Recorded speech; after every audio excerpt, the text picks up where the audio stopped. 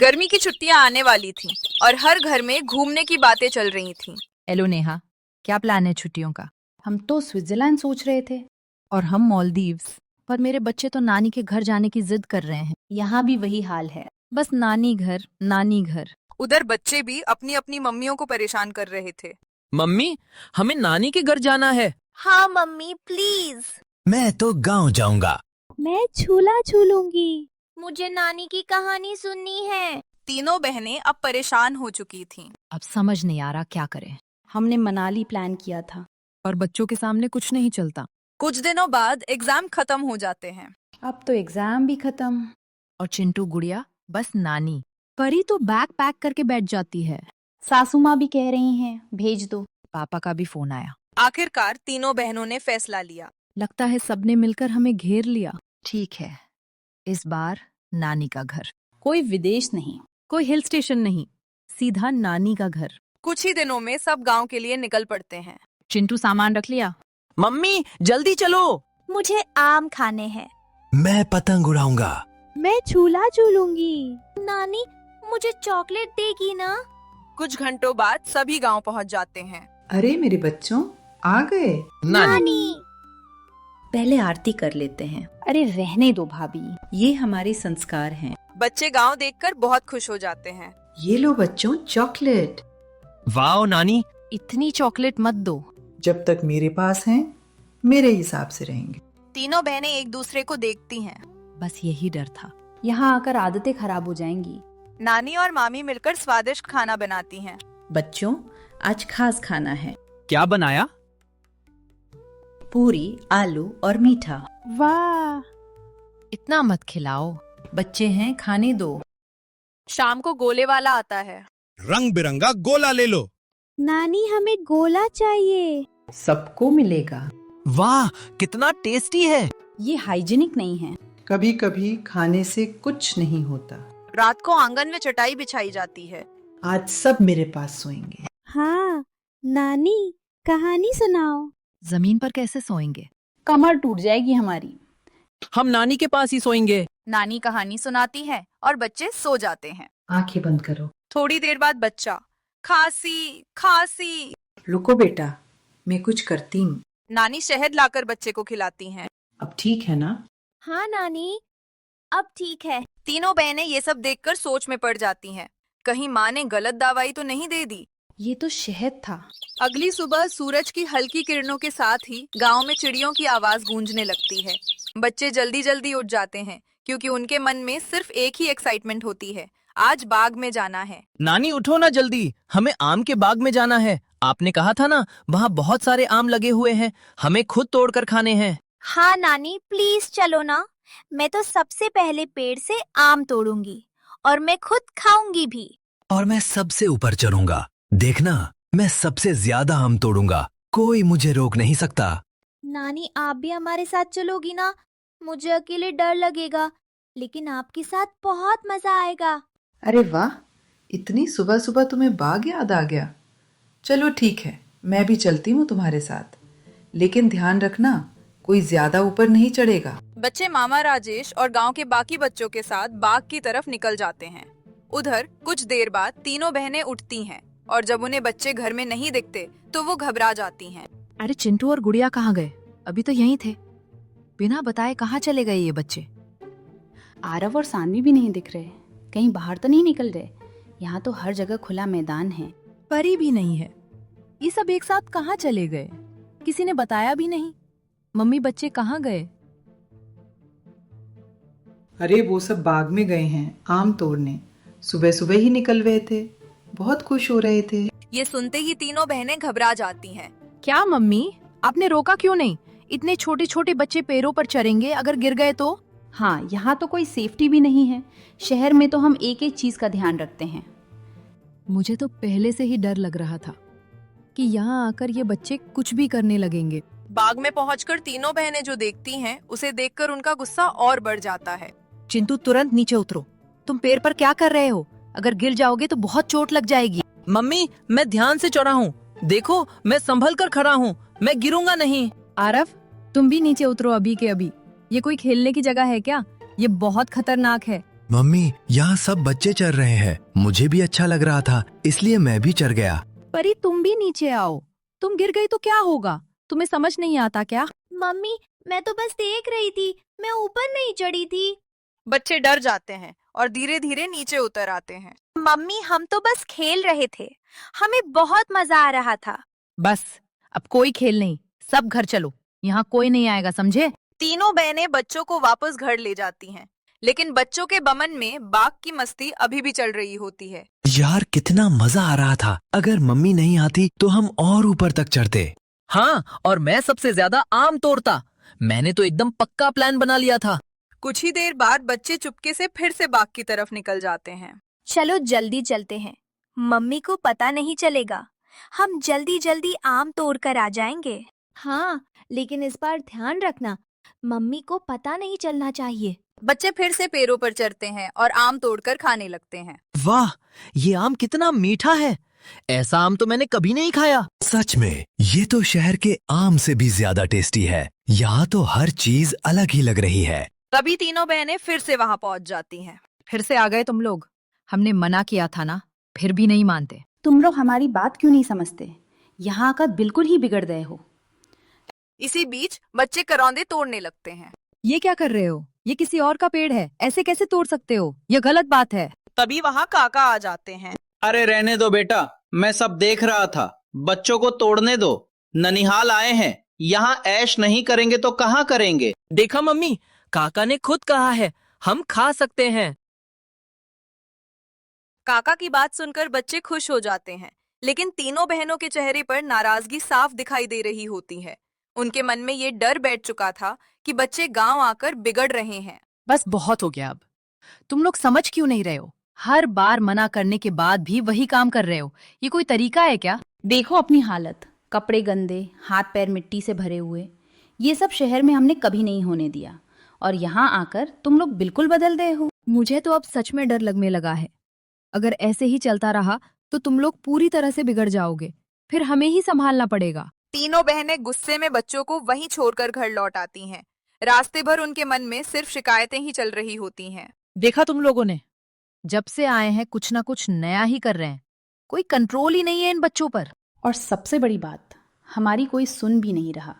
हम कुछ कहते हैं तो मम्मी और भाभी बीच में आ जाती हैं। सच में मुझे तो अब यहाँ आने का मन ही नहीं करता। हमने सोचा था बच्चों को अच्छा लगेगा, लेकिन यहाँ तो सब उल्टा हो रहा है। तभी मामी कविता और मामा राजेश वहां आ जाते हैं। अरे दीदी, आप लोग यहाँ बैठे बैठे क्या चर्चा कर रही हैं? चलिए, खाना तैयार है, सब आपका इंतजार कर रहे हैं। हाँ दीदी, आज तो खास खाना बनाया है, जल्दी आइए वरना ठंडा हो जाएगा। तीनों बहनें एक दूसरे को देखकर बात छुपाते हुए हाँ चलिए आते हैं। सभी लोग आंगन में बैठते हैं, जमीन पर पत्तल बिछाई जाती है और सब एक साथ खाना खाने लगते हैं। ये भी एक नई चीज है, जमीन पर बैठकर खाना। घर में तो हम डाइनिंग टेबल पर आराम से खाते हैं। सच में मुझे तो बैठने में ही दिक्कत हो रही है। पता नहीं कैसे खाते होंगे लोग रोज ऐसे। मम्मी, आप एक डाइनिंग टेबल क्यों नहीं बनवा लेती? इतना तो हो ही सकता है ना। बेटा, ये गांव है, यहाँ लोग जमीन से जुड़े रहते हैं। जमीन पर बैठकर खाने का भी अपना मजा होता है, बस आदत की बात है। दीदी आप 1-2 दिन ऐसे खाइए, फिर खुद कहेंगी कि मजा आ गया, और यहाँ का खाना भी आपको अलग ही लगेगा। बच्चे बड़े मजे से खाना खाते हैं, लेकिन तीनों बहनों के चेहरे पर अभी भी संतोष नहीं होता। अगली सुबह बच्चे फिर जल्दी उठ जाते हैं और खेलने के लिए बाहर जाने की तैयारी करने लगते हैं। मम्मी, हम बाहर जा रहे हैं। आज हम नदी पर जाएंगे, वहाँ बहुत मजा आएगा। हाँ मम्मी, हम सब साथ में नहाएंगे। गांव के बच्चे भी जा रहे हैं। ठीक है, लेकिन ज्यादा दूर मत जाना। कुछ देर बाद बच्चे वापस आते हैं, भीगे हुए, कपड़े गंदे और चेहरे पर खुशी। ये क्या हालत बना रखी है तुम लोगों ने? कपड़े देखो अपने, पूरे गीले और मिट्टी से भरे हुए। सच सच बताओ, कहाँ गए थे तुम लोग? मम्मी, हम नदी में नहाने गए थे। तीनों मम्मियाँ। क्या? तुम्हें समझ नहीं आता? अगर डूब जाते तो वहाँ कोई देखने वाला भी नहीं होता। घर में नहाने के लिए बाथरूम है, वहाँ क्यों नहीं नहाते? ये नदी वदी सब खतरनाक होता है। अब से कोई नदी में नहीं जाएगा, समझे सब? बच्चे चुप हो जाते हैं। उनके चेहरे की खुशी धीरे धीरे खत्म हो जाती है। थोड़ी देर बाद मामी का बेटा बच्चों को बुलाने आता है। चलो, पास के खेत में ट्यूबवेल चालू है, वहाँ नहाने में और मजा आएगा। पानी बहुत ठंडा है। चलो चलते हैं, इस बार किसी को पता नहीं चलेगा। लेकिन मम्मी ने मना किया था। बस थोड़ी देर जाएंगे और जल्दी वापस आ जाएंगे, मम्मी को पता भी नहीं चलेगा। बच्चे चुपके से ट्यूबवेल की तरफ निकल जाते हैं और वहाँ पहुँचकर खूब मस्ती करते हैं। अरे कितना ठंडा पानी है, मजा आ गया, मैं तो यही रहूंगा। देखो मैं कैसे पानी उछाल रही हूँ, पकड़ो मुझे। ये तो नदी से भी ज्यादा मजेदार है। यहाँ कोई डांटने वाला भी नहीं है। बहुत देर तक नहाने के बाद बच्चे वापस घर लौटने लगते हैं। कहाँ थे तुम लोग? हम तुम्हें कब से ढूंढ रहे हैं। ये आंखें लाल क्यों हैं? तुम लोग फिर कहीं पानी में गए थे क्या? सच सच बताओ, कहाँ गए थे? मम्मी, हम ट्यूबवेल पर गए थे। बस अब बहुत हो गया, अब हम तुम्हें यहाँ नहीं रहने देंगे, जल्दी ही शहर वापस लेकर जाएंगे। बच्चे चुप हो जाते हैं, लेकिन उनके मन में गांव की मस्ती अभी भी बनी रहती है। होते हैं, उनके चेहरे पर उदासी होती है, लेकिन दिल में गांव की आजादी और मस्ती अभी भी जिंदा होती है। मम्मी, आप इतना गुस्सा क्यों कर रही हो? हमने कुछ गलत तो नहीं किया। हम तो बस खेल रहे थे और सबके साथ मस्ती कर रहे थे। हाँ मम्मी, यहाँ जो मजा आता है ना, वो शहर में कहीं नहीं मिलता। वहाँ तो बस घर में बैठो, बाहर मत जाओ, ये मत करो, वो मत करो। यहाँ तो हम खुलकर खेलते हैं, खुद से सीखते हैं और कोई हमें रोकता भी नहीं है। हमें बहुत अच्छा लगता है यहाँ। मम्मी, नानी हमें डांटती भी नहीं है, वो हमेशा प्यार से समझाती हैं, इसलिए हमें उनके साथ रहना अच्छा लगता है। बच्चों की ये बातें सुनकर तीनों बहनों के चेहरे पर हल्की असहजता आती है, लेकिन उनका गुस्सा अभी भी पूरी तरह खत्म नहीं हुआ होता। बस अब एक शब्द भी नहीं सुनना हमें। तुम लोग अंदर चलो और ये मत समझना कि यहाँ जो मन आएगा वो करोगे। अभी के अभी कपड़े बदलो और अच्छे से नहाओ, पूरी मिट्टी लगी हुई है तुम्हारे शरीर पर। और सुन लो, अब कोई बाहर नहीं जाएगा, समझ गए सब? बस घर में ही रहना है। तीनों बहनें बच्चों को अच्छे से नहलाती हैं, साफ कपड़े पहनाती हैं और उन्हें सख्ती से घर के अंदर ही रहने को कह देती हैं। अगर किसी ने भी बाहर जाने की कोशिश की ना, तो बहुत डांट पड़ेगी। अब बस घर में बैठो और आराम करो। बच्चे धीरे से मजबूरी में ठीक है मम्मी, बच्चे चुपचाप सिर हिला देते हैं, लेकिन उनके मन में बाहर खेलने की इच्छा अभी भी बनी रहती है। शाम होते ही नानी, सरोज और मामी कविता बच्चों को चुपके से खेत की ओर ले जाती हैं। आओ बच्चों, आज तुम्हें खेत दिखाते हैं, वहाँ तुम लोग आराम से खेल भी सकते हो, कोई तुम्हें रोकेगा नहीं। सच में नानी? चलो जल्दी चलते हैं। खेतों में पहुंचकर बच्चे खुलकर खेलने लगते हैं, दौड़ते हैं, हंसते हैं और एक दूसरे को पकड़ने की कोशिश करते हैं। मुझे पकड़ के दिखाओ, मैं सबसे तेज भाग सकता हूँ। रुको, मैं भी आ रही हूँ, मैं तुम्हें पकड़ लूंगी। उधर मामा, राजेश और मामी कविता आग जलाते हैं और गेहूं की बालियां भूनने लगते हैं। आओ बच्चों, ये देखो, ऐसे गेहूं की बालियां भूनते हैं, फिर इसके दाने निकाल कर खाते हैं। ये कैसे खाते हैं मामा? मैंने पहले कभी ऐसा नहीं देखा। ये तीनों बहनें वहां पहुंच जाती हैं और ये सब देखकर फिर से परेशान हो जाती हैं। ये क्या हो रहा है? खुले में आग, धूल मिट्टी, ये सब बच्चों के लिए बिल्कुल सही नहीं है। हाँ, ये सब हाइजीनिक नहीं है। बच्चों को कुछ हो गया तो कौन जिम्मेदार होगा? हमने शहर में इन्हें इतनी साफ सफाई में रखा है और यहाँ आकर ये सब। दीदी, ये गंदा नहीं है, ये तो सेहत के लिए अच्छा है। गांव में बच्चे ऐसे ही बड़े होते हैं और देखिए ये कितने खुश हैं। बेटा, कभी कभी बच्चों को खुला छोड़ देना चाहिए, तभी वो सही मायनों में बचपन जी पाते हैं। तीनों बहनें एक दूसरे को देखती हैं, लेकिन अभी भी पूरी तरह सहमत नहीं होती। दिन ऐसे ही बीतते रहते हैं। बच्चे रोज कुछ नया सीखते हैं, खेलते हैं, गिरते हैं, उठते हैं और हर पल का आनंद लेते हैं। यहाँ खेलने में कितना मजा आता है, शहर में तो बस घर में बैठना पड़ता है। हाँ, यहाँ हर दिन नया गेम होता है और कोई हमें रोकता भी नहीं है। तीनों बहनें अभी भी कभी-कभी उन्हें डांटती हैं, लेकिन उनके मन में अब धीरे-धीरे बदलाव आने लगता है। एक रात नानी सरोज बच्चों को छत पर सुलाने का फैसला करती हैं। आओ बच्चों, आज हम सब छत पर सोएंगे। खुली हवा में सोने का मजा ही कुछ और होता है। वाह! और कहानी भी सुनाओगी ना नानी? हाँ, जरूर सुनाऊंगी। ऊपर मच्छर काटेंगे, हवा भी तेज है, बच्चों को नीचे ही सुलाओ। हाँ, ये सही नहीं है। मैंने मच्छरदानी लगा दी है, आप लोग चिंता मत करो। बच्चे छत पर लेट जाते हैं। आसमान में तारे चमक रहे होते हैं और माहौल बहुत शांत होता है। नानी, ये तारे इतने दूर क्यों होते हैं? ये नीचे क्यों नहीं आते? ये तारे हमारे लिए आसमान में ही अच्छे लगते हैं बेटा। ये हमें हर रात चमक कर खुश करते हैं। धीरे धीरे बच्चे कहानी सुनते सुनते सो जाते हैं। नीचे तीनों बहनें गर्मी से परेशान हो जाती हैं। यहाँ तो बहुत गर्मी है, नींद ही नहीं आ रही। चलो ऊपर चलते हैं। तीनों छत पर जाती हैं और वहाँ की ठंडी हवा महसूस करती हैं। अरे यहाँ तो कितना अच्छा लग रहा है, इतनी ठंडी हवा। सच में यहाँ तो बहुत सुकून है। धीरे धीरे तीनों बहनें भी वहीं लेट जाती हैं और खुली हवा में आराम से सो जाती हैं। अगली सुबह गांव में हल्की हल्की ठंडी हवा चल रही होती है।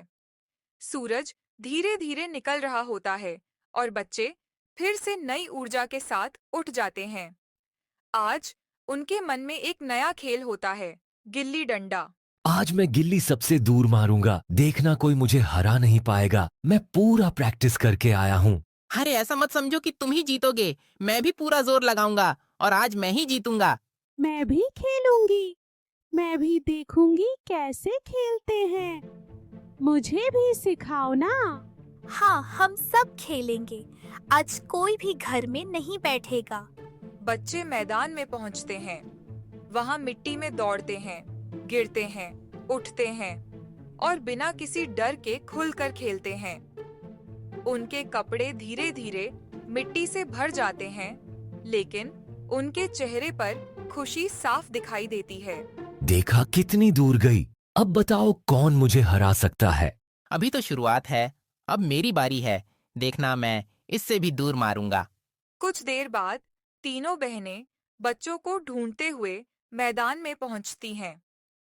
चिंटू, ये क्या हालत बना रखी है? कपड़े देखो अपने, पूरे मिट्टी से भरे हुए हैं। ये कोई खेलने का तरीका है क्या? आरव, तुम भी देखो अपने कपड़े। अभी के अभी घर चलो, अब और खेलना नहीं है।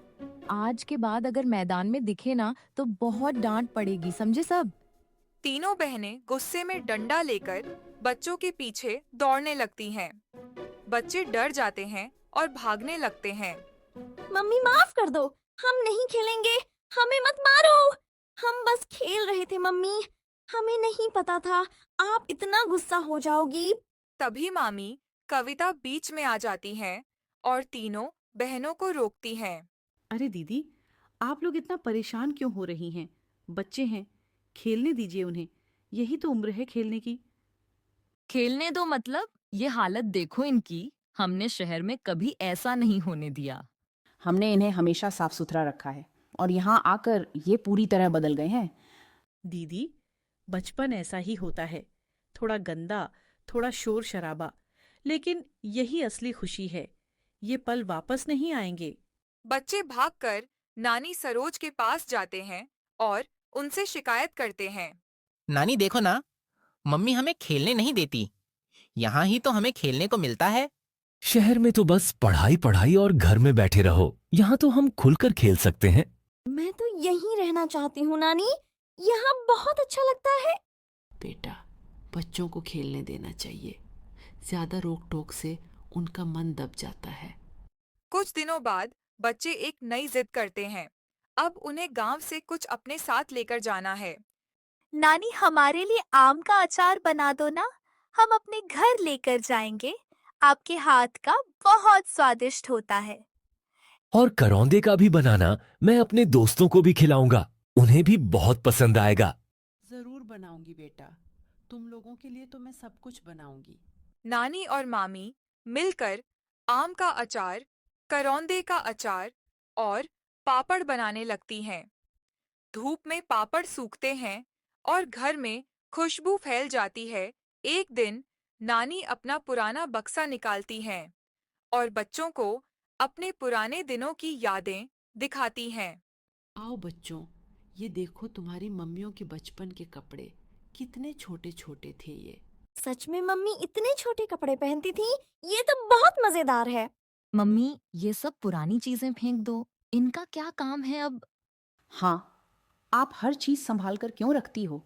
घर में जगह भी घेरती है। ये सुनकर नानी का चेहरा थोड़ा उतर जाता है। ये सब मेरी यादें हैं बेटा, इन्हें कैसे फेंक दूं? इनसे जुड़ी बहुत सारी बातें हैं।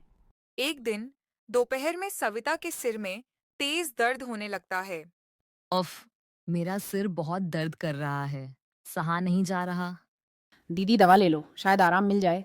आओ बेटा, मैं तुम्हारा सिर दबा देती हूँ। बचपन में भी जब तुम्हें दर्द होता था तो ऐसे ही ठीक करती थी। नानी प्यार से तेल लगाकर सिर दबाने लगती है। धीरे धीरे सविता को आराम मिलने लगता है। मम्मी, आपने आज भी उतना ही ख्याल रखा जितना बचपन में रखती थी। मम्मी, ये साड़ी कितनी पुरानी हो गई है, आप नई क्यों नहीं लेती? इतने पैसे होने के बाद भी आप पैसे कपड़े पहनती हैं। दीदी, आपने कभी मम्मी को एक भी साड़ी गिफ्ट की है? जब हम खुद कुछ नहीं देते तो ऐसा बोलने का हक भी नहीं बनता। तीनों बहनें चुप हो जाती हैं। उनके चेहरे पर शर्म साफ दिखाई देती है। समय बीतते बीतते अब वापस जाने का दिन आ जाता है। घर में हल्की उदासी छा जाती है। नानी, हम नहीं जाना चाहते, हमें यहीं रहना है। फिर आना बेटा, ये घर हमेशा तुम्हारा है। नानी एक बड़ा टोकरा लाती हैं जिसमें आम, अचार, पापड़ और बच्चों के लिए कपड़े होते हैं। ये लो बेटा, सबके लिए कुछ ना कुछ रखा है, रास्ते में भी खा लेना। मम्मी, ये सब आपने कब लिया? इतना सब क्यों किया? तुम ही तो कहती थी ना, मैं ये सब क्या अपने साथ ले जाऊंगी, ये सब तुम्हारे लिए ही है। ये सुनकर तीनों बहनों की आंखों में आंसू आ जाते हैं। मम्मी, हमें माफ कर दो, हमने आपको समझा ही नहीं। हम हमेशा शिकायत करते रहे, लेकिन आपने कभी कुछ नहीं कहा। अरे पगली, माँ कभी अपने बच्चों से नाराज होती है क्या? अब तीनों बहनों को समझ आ चुका था कि असली खुशी कहाँ होती है। मम्मी, अब हम हर साल यहाँ आएंगे, यहाँ सच में सुकून है। बच्चे खुशी से, हाँ, हम हर साल आएंगे। और इसी वादे के साथ वे गांव से विदा लेते हैं, अपने साथ ढेर सारी यादें, प्यार और एक नया एहसास लेकर।